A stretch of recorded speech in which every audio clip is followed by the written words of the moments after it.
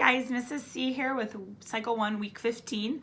Hope you guys have had a great week, and we're going to jump right in with geography. So for geography today, we used our little teeny tiny mini pointers, which are just toothpicks, but they work perfectly for pretending to be a little pointer on our map since we're in the tiny little square area today. If you don't have toothpicks or you would like something that's slightly larger, you could also use kebab skewers. They work well for little pointers too. I like using the pointers, especially in the section of the map, because there's so much in it that if you use your finger, it almost covers up some other things. So the pointers are really nice. We just pointed through everything, went just straight down how it's listed in the guide. I did use the chant from Kat. I think it's Negrete or Negrete. I'm not sure, but she's awesome. She has tons of great geography chants on the Tutor page, and I believe some of them are also on YouTube. So you should check her out if you need some good ways to remember geography. But I used her little chant for today, and I'm totally going to do the tune wrong, but you'll get the basic idea because I couldn't get it down. So you have your hand like this. So we're gonna go middle east, okay? And then you're gonna cover it for Israel, all right? And then we're gonna take our fingers to make the Sinai Peninsula, which is right next to, or down just slightly below Israel. So we have the Sinai Peninsula, right? And then you're gonna have the Suez Canal, and then Cairo, and then Gaza Strip is right here, okay? And that may be backwards on your end. I'm not sure if this will flip it or not, but we'll try it over here and do it backwards this way. So we have Middle East, Israel, Sinai Peninsula, Suez Canal, Cairo, Gaza Strip, okay? So that's how she did that. I like the hand motions. It kind of helps the kids remember where they are because it looks like it on the map. So that's what we did today for geography. For science, I went right into science because we were doing the continents, each continent's highest mountain. So I let them keep their maps out. We pointed at each continent the first time, and I told them the mountain in that continent. And then we sang a song for all the mountains. And someone posted this. Again, the Tutor page is where I get a ton of my ideas, but I think I changed things around just a little bit in this to make it work. But we're actually gonna start with Vincent Massif and go kind of up the list from there. So it's to the tune of It's a Small World, so I'm gonna try to sing it for you. So Vincent Massif in Antarctica, Kosciuszko in Australia, Kilimanjaro in Africa, Elbrus in Europe, Denali in North America, Aconcagua in South America, Everest in Asia. These are tall mountains.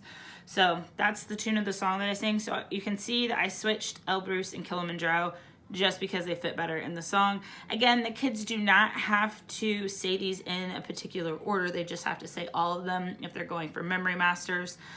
So it doesn't matter if you switch them out of order when you're tutoring if it works better for something you want to use. So again, I'll sing that for you one more time just so you can kind of hear it again. Vincent Massif in Antarctica, Kosciuszko in Australia, Kilimanjaro in Africa, Elbrus in Europe, Denali in North America, Aconcagua in South America, Everest in Asia. These are tall mountains. So again, It's a Small World tune. That's all of the mountains. They're the highest mountains on each continent. We sang it through a couple times, and then I let them get up, and we just walked around holding hands in a circle so they could get up and do something because they'd been sitting for a little bit. So that's what we did for science.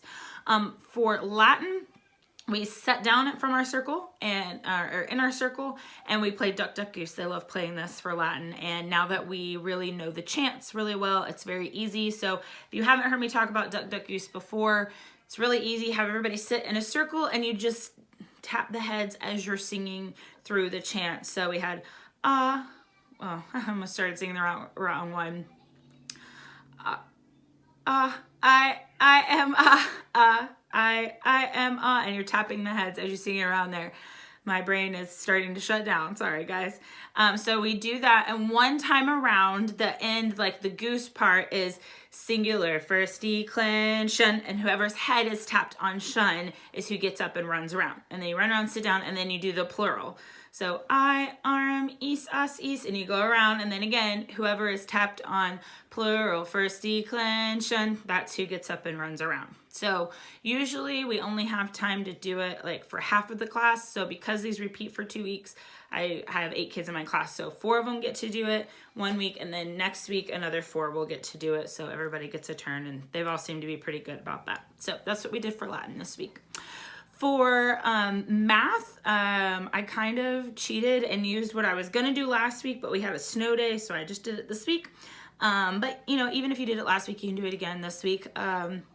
I just do like steps across the room. So we start on one side of the room, and so we say 10 millimeters, and we take itty bitty teeny tiny baby steps. Like we just keep our feet really close together, and we're barely moving at all. So you say 10 millimeters equals 1 centimeter, and that's even more like a baby step. This is just like a shuffle forward. So 10 millimeters equals 1 centimeter. And then we say 100 centimeters equals 1 meter. And that's more like a full step. And then we say 1,000 meters equals 1 kilometer. And we take a huge last step at the end, and we try to make it all the way from one side of the room to the other doing that. Okay? So 10 millimeters equals 1 centimeter. 100 centimeters equals 1 meter. 1,000 meters equals 1 kilometer. Okay? So, but that's with your feet, not your hands, okay? So that's what we did for math. For English, we are learning a song. I'm trying to not do too many songs, but also my kids love songs. So, and the Helping Bird song is really fun, and I think a lot of you probably already know it from previous years, but in case you don't, I will sing what I know of it so far. I haven't finished learning it, but I'll sing what we went through today. So we kind of made up for last week, and my intent is just to sing the song every week for English because it goes pretty quickly. But the beginning of the song says, a helping verb, a helping verb, a helping, hold on.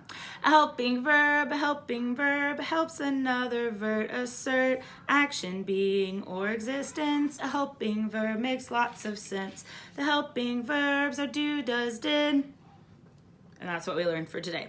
So I just had the kids say, do, does, did, and they said they knew it. And then I sang, the helping verbs are do, does, did.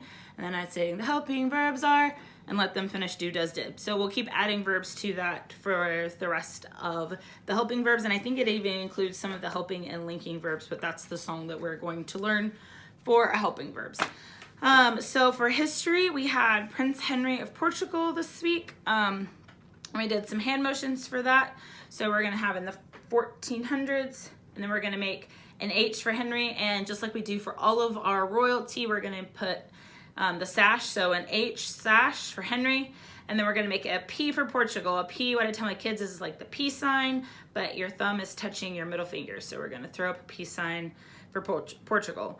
Portugal, founded, and just like we do in our timeline song, we're gonna hold on to our wheel of the of a ship, so our hands like this, and we're going to go back and forth for navigation. Okay, his work advance, we're gonna take one arm here, and we're going to go over, and we're going to advance. European, we're gonna make an E for European, and then exploration, just like we do in all of our timeline for exploration, we're gonna look around. And trade, again, just like we do in our timeline, we go like this, back and forth. So I'm giving you something, you're taking something from you, you're giving me money, whatever, we're trading, including slave, just like we do in our timeline song, trade. So we're using a lot of signs that we already know. So again, 1400s, Prince Henry, Portugal, founded, School of Navigation, his work advanced, European, exploration, and trade, including slave trade. It is a little bit longer, including the slave trade, so if you want to do slave and trade again, you could do that as well. All right, so that takes us to timeline. So for timeline today, we're going to make Japan. This is what we do for Japan. So like we did for Japan's Heian period, so, or Heian period, depending on what you're listening to. So we're gonna have Japan, And then isolation, they were over here by themselves, isolation, okay? Then we're gonna make a J for Jamestown, and we're gonna take our P's and make the collars that the Pilgrims wore. So they were kind of these big square collars for Plymouth Colony founded, okay? Then we have Age of Enlightenment, like mind blown, Age of Enlightenment. And we have Hudson's, and again, we're doing this, I think this is the sign, Island, I'm not sure what this is the sign for, but that's what we are doing. So Hudson's Bay Company, First Great Awakening, and then we have the classical period of the arts. Everything was very proper and in order and where it was supposed to be. And then the 7 Years' War, back and forth. Those are all fairly self-explanatory. So I wanted to throw in really quick what we did for art this week because it was super cute for the little kids and it actually worked pretty well. It requires a little bit of prep work from you, but it took up the full 30 minutes and it went really well. So I started off and read to them about Angelico, and then talked about how he used his the gold leaf to make everyone feel very special, and then talk to the kids about the book Rainbow Fish. If you ever never read that book, it's like a perfect book for the little kids to show, like this has silver leaf in it, but to show what it looks like. So I'm gonna show one of the kids here. What I did is I found a printout of the rainbow fish. I took it and glued it to some foil just around the edges of the fish. So I didn't glue anywhere in the scales. I just glued around here.